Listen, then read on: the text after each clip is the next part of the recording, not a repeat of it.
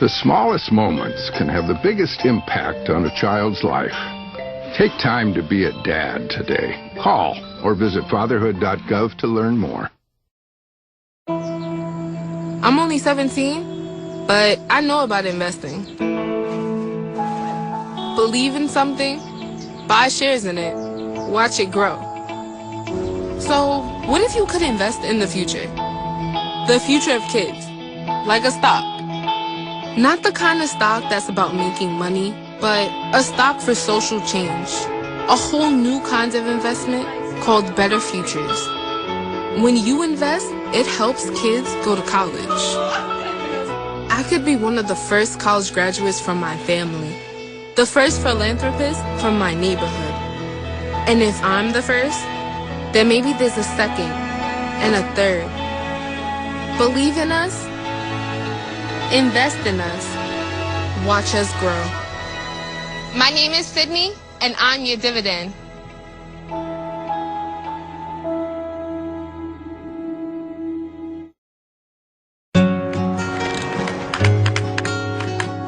I wish I was in school. If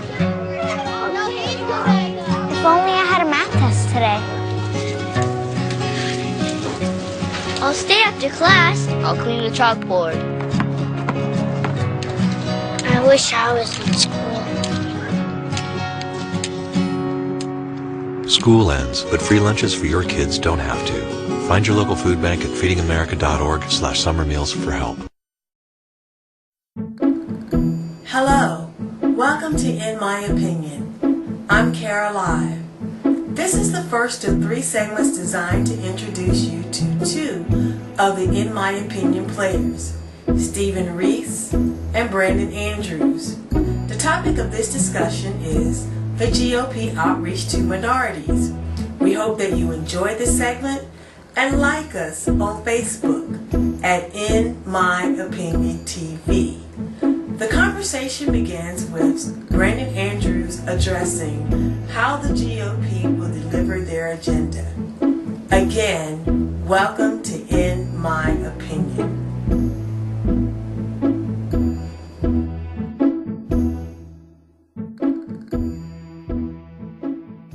So it's not so much delivering an agenda, Cara.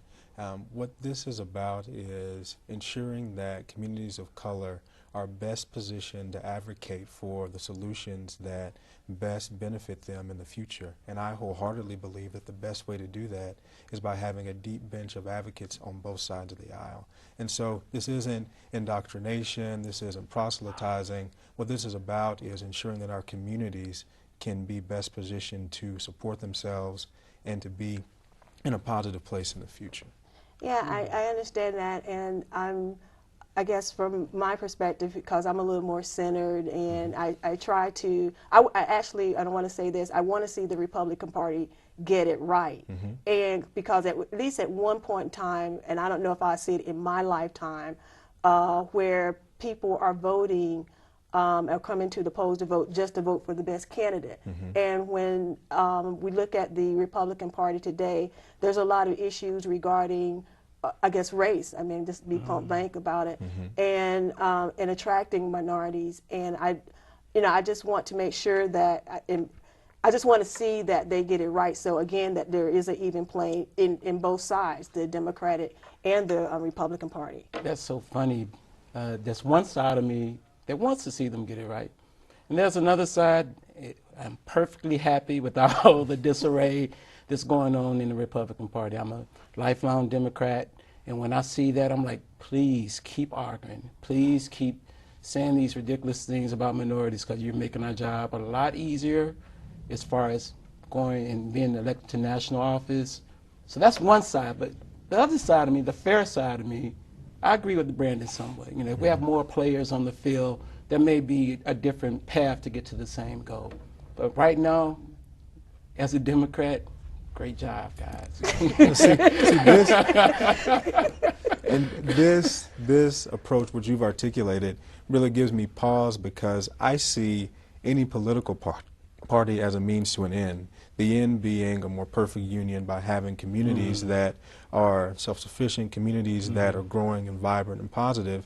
And I think too often, in kind of the common understanding of the way the American political system works, you see the end being portrayed as this party winning, this party losing, not these communities around the nation being able to benefit. And so I think the community gets lost in all of the partisan talk, and I hope that, as you said, one day every neighborhood and every community in America will look at these parties as a means to an end, as a resource. And so when you look at it that way, if you are a city father in a community of color, you don't have a problem with going to the Republican Party and saying, hey, run a candidate here in this race to ensure that our community is best represented, to bring more resources to the community, and to ensure that we're best positioned in the future.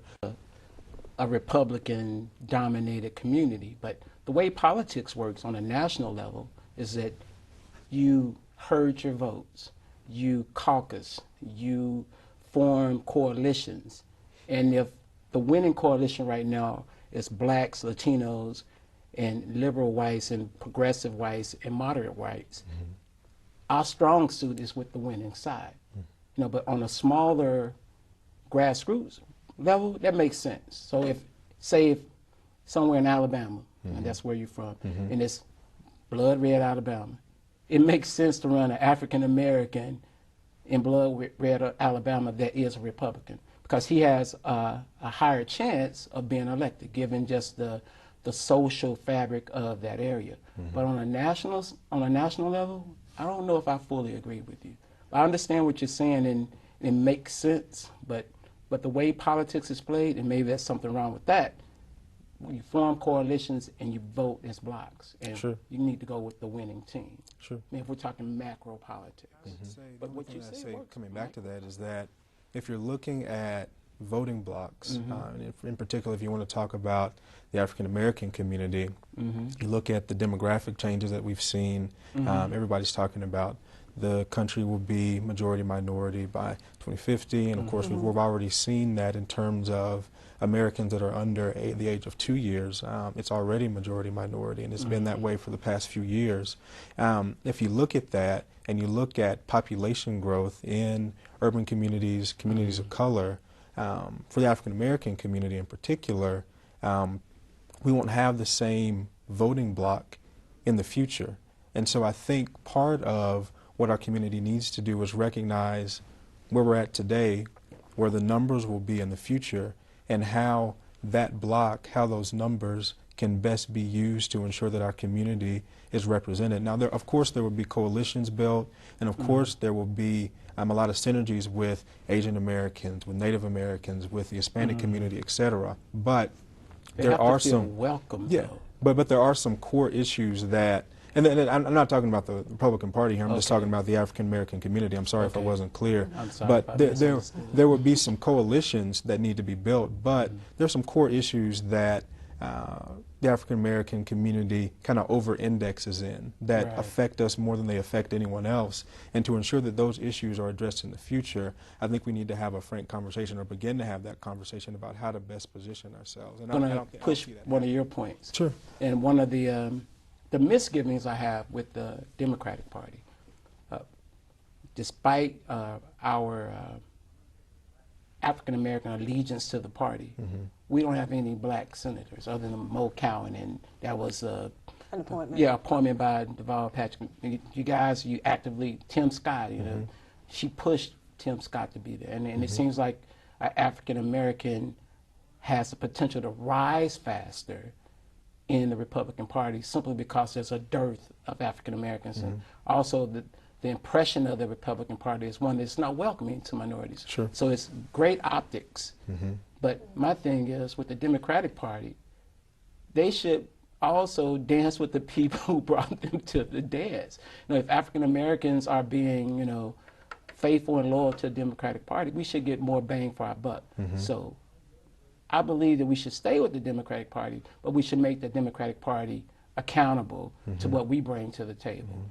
And I'll never say that Republicans don't have a significant amount of work to do in terms of ensuring that these inflammatory and sometimes Outrageous. blatantly racist comments aren't made by Republican politicians, ensuring that everything's factual, ensuring that things that are said don't fly in the face of science. You know, there's a whole laundry list of things that need to be done. However, I think some of the responsibility lies with communities to ensure that, again, that they're best positioned, and the community needs to be at least somewhat welcoming as well. And I don't think that up until this point we've seen that communities of color have been very welcoming to the Republican Party, and perhaps for good reason. However, as we're moving forward,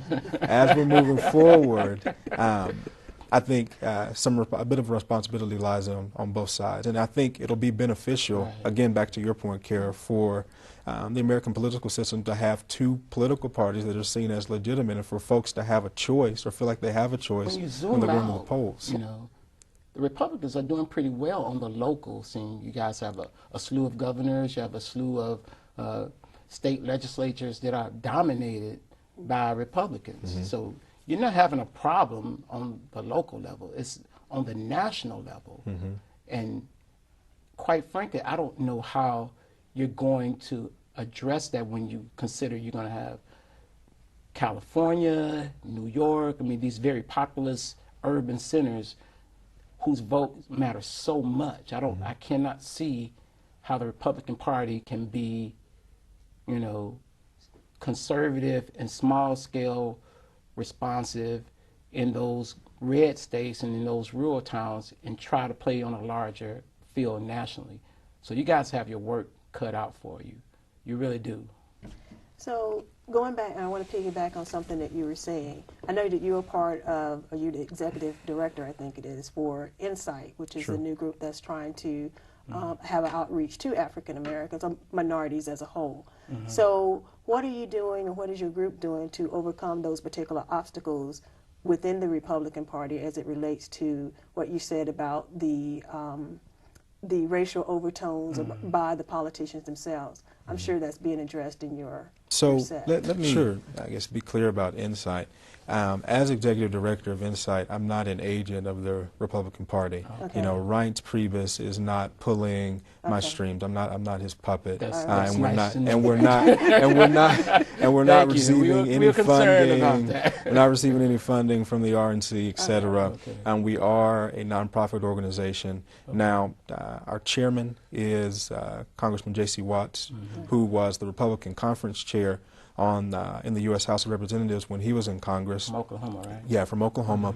Now, he had a program, in addition to several others, called Full Impact, and that was created to ensure that every policy that came out of the Republican conference on the House side had talking points attached to it showing the full impact of that policy on communities of color. Now, when he left the conference, unfortunately, that program fell by the wayside. And several years ago, he kind of convened a group of folks together and said, hey, how can we, again, show that full impact, and how can we ensure that, again, our communities are best positioned in the future? And started having some conversations, hosted a few events, and then it all came to a head with Insight this year when he asked me, of course, to come over and be the executive director. And Insight has a twofold mission. It's one, addressing the diversity issue on Capitol Hill, and I'll say this, as much as our brothers and sisters on the Democrat side say that they support diversity, etc. If you look at the numbers in any given year, in particular on Capitol Hill, and you can go to the DCCC, you can go to the DNC, they may be a couple of percentage points ahead of Republicans in any given year, and in many years it's honestly close to parity. And so we need to address the issue of diversity on Capitol Hill because Congress must reflect the diversity of the nation that the members represent. The legislative product will be better when you have staff that can connect back to the folks in the states, staff that share those experiences. And National Journal and Sunlight Foundation, a couple of other groups have done some good work as much as they can because you may or may not know this, but each office on Capitol Hill is an individual enterprise, and so they're not required to share demographic information. They're not required to have an HR office like you would have in the nonprofit community or the private sector, or even in another government agency. It's completely different, and you have to work hard to be able to get the numbers, number one, but then number two, you have to work even harder to try to get a strategy to get it to affect it. And so Congressman Watts has some contacts, of course, on the right side, and what we're doing is we're sourcing interns to offices on Capitol Hill. Now, for the internship program, we're not, again, into proselytizing for the Republican Party. So if you are a liberal Democrat, you're in college, you want to come work on Capitol Hill, we're going to be upfront and honest with you and tell you what type of office you're going to go into. But if you want the opportunity, we're going to give it to you, because at the end of the day,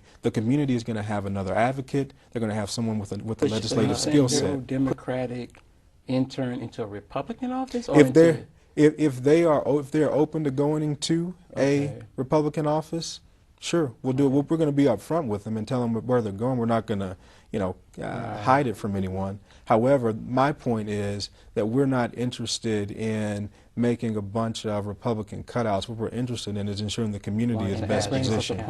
Is there such a thing as a liberal Republican in this day and age?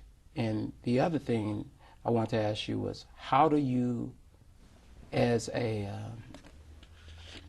brother in an organization that's trying to promote African American outreach, how are you going to deal with the Tea Party problem?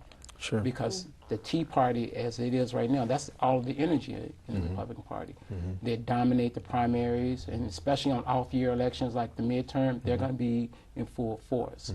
And to be quite honest, I've been honest before, but to be even more honest, they scared me, and I'm a big brother. I don't want to be around those type of people, because when I see them, I see like 1950s, I see the anger, I see the frustration, and I basically see this almost an angry mob that does not like the way that America is going. They don't like the direction of America. And when they say take America back, I hear them saying take it back from that guy, and that guy's me. But two-pronged prayer. So the first question again, before I got on my stump, was, is there such a thing as a liberal Republican? Because I went to your event and everybody were, they were speaking about their conservative bona fides, and I'm conservative. I'm like, is there such a thing as a liberal Republican? Do they exist? Well, crap. Are there any moderate Republicans? Well, so you're looking at one here, and but you don't want to hold an elected office. You're right.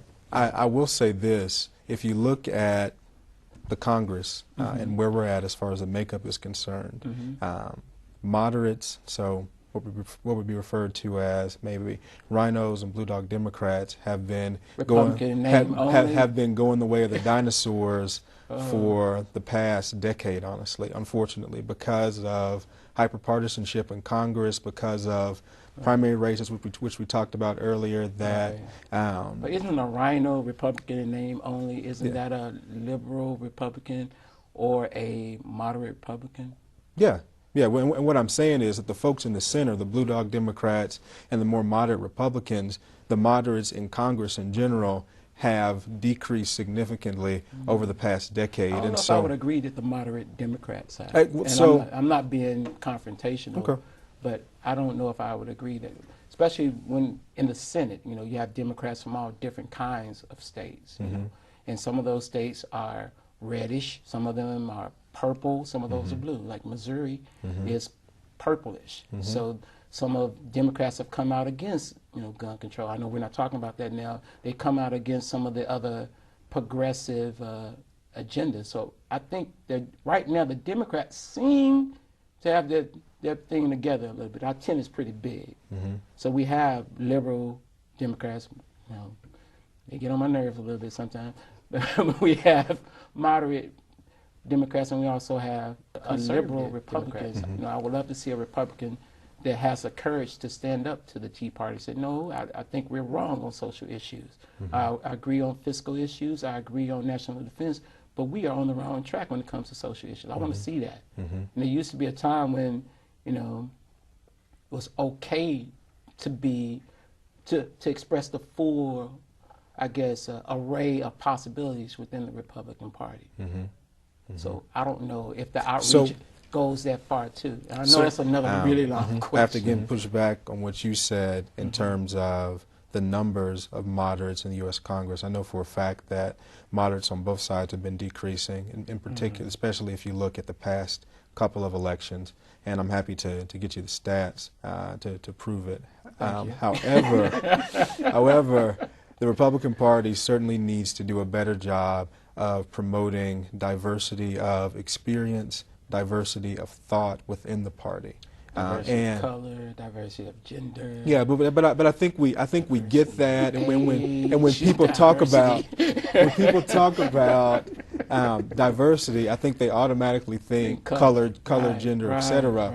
However, what's as important, and this is one of the things that makes the work we're doing at Insight so important, is that you have to have diversity of perspective, experience, and thought, and that's again another thing that the party needs to promote. But I will say there are definitely folks in the Republican Party that agree with kind of the tenets of civil rights, social justice. There are folks in the Republican Party that are greener than some of the liberal folks in the Democratic Party. Those folks exist. However, their voices just have not been promoted to the point that they should have, in my opinion, that they should be. But do they have the I guess, the influence that's needed? Because when you look at the official Republican agenda that came out of your convention, sure, the platform, that thing was loaded. That platform was loaded. Mm-hmm. And a lot of it,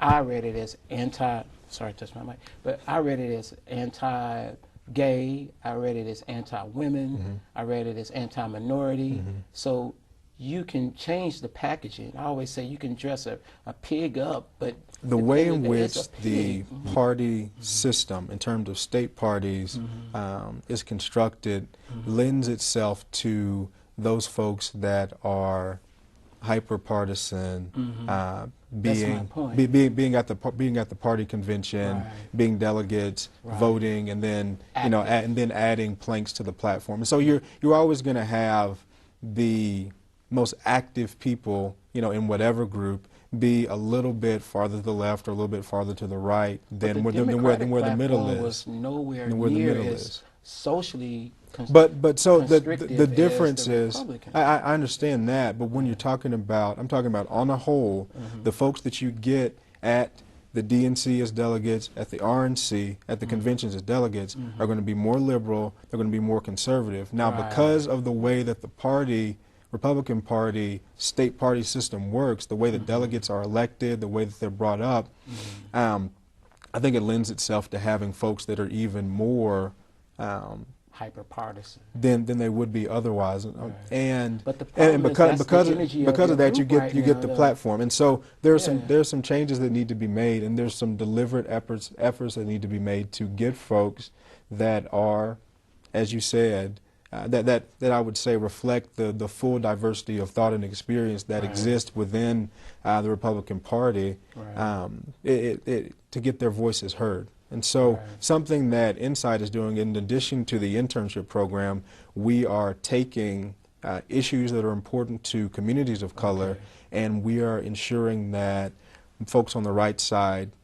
care about them, talk about them, and are putting resources against addressing them. On the right side, you mean the conservatives care about it? Yeah, we mean Republican members of Congress in particular, and then hopefully, as an extension of them, the party as a whole. And so just a couple of weeks ago, we had an event with Senator Rob Portman on the Second Chance Act. And the Second Chance Act addresses prisoner reentry, reintegration, and so that's a appropriate term. And so it's time to reauthorize the bill. And so we had Senator Portman, Mr. Wade Henderson from the Leadership Conference on Civil and Human Rights. We had Jessica Nickel from the Conference on State Governments, and then we had Sonia Son, who's from The Wire. She also has a nonprofit that deals with juvenile ex-offenders. And we talked about Second Chance Act, and we talked about how that bill addresses the problem in terms of recidivism. And then we also talked about some of the issues that Republicans kind of stray away from. We talked about early childhood education. We also talked about workforce development and some of the barriers that are there with employment. So it's going to take time, but hopefully if Insight is successful, number one, the communities will have advocates on both sides talking about these issues. We'll have more resources addressing them. And then secondly, folks that are on the right side will be able to reflect the diversity. So what are you guys doing again to address the mind, the thought patterns? I'm doing some deep stuff. What are you doing to address the... Well, I don't know if he's going to have time to answer that one I know. in this segment, but since we are talking about Insight, I don't know if you want to give insight. Sorry about that. That's all right. Yeah. I didn't cut you off. A plug. You guys have a website? Yeah, so insight-america.org. Feel free to visit the website. You can sign up for our newsletter, find out more about Insight and our events. And the last thing I'll say is that, we understand that 2012, the Republican Party had, of course, some significant concerns, significant issues. But Insight is something, as an organization that's been worked on for the past few years. We're community focused, and yes, Chairman is Republican. We have contacts on the right side. However, Insight's success is tied to the success of communities of color, and so hopefully we'll be successful, and our communities will show it. That's a great ending to the show. Oh, the show is over? Yeah, this I'll particular get you next this particular segment is over. Thanks again. This is Cara live with Stephen Reese and Brandon Andrews for In My Opinion. Thanks again for joining us.